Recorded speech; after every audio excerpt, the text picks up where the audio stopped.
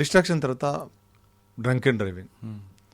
మనం ఇంతకుముందు చెప్పిన డ్రంక్ అండ్ డ్రైవింగ్, ఇంకోటి ఫ్యాటిగ్ మనం చెప్పుకోపోతాం.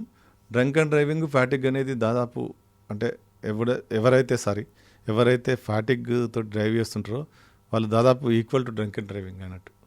ఎలా అంటే డ్రంక్ అండ్ డ్రైవింగ్లో అయితే ఏదైతే మనకు స్లో రియాక్షన్ కానీ, డ్రంక్ అండ్ డ్రైవింగ్లో రెండు ఉంటాయి, స్లో రియాక్షన్ ఉంటుంది, ఫాస్ట్ రియాక్షన్ ఉంటుంది. మనం ముందు చెప్పుకోవాల్సింది ఏంటంటే సెక్షన్ 185 ఏం చెప్తుంది, 0.03 ml 100 ml బ్లడ్ ఉన్నప్పుడు, దానికంటే ఎక్కువ ఉన్నప్పుడు మనకు చట్ట ప్రకారం నేరం. కొన్ని దేశాలు అయితే 0.03 అంటే ఎంఎల్లో చెప్పండి మీరు.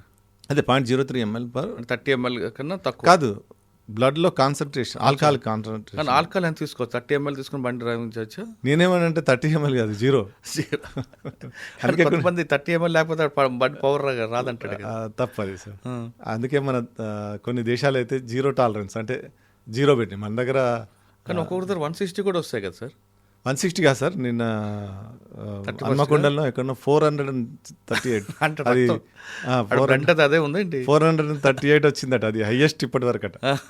నిన్న మన న్యూ ఇయర్ కంటే ముందు రోజు మొత్తానికి. కానీ కొంతమంది ఆర్గ్యుమెంట్ ఏం చేస్తారంటే, నేను మొన్న తాగాను ఇవాళ తాగలేదు.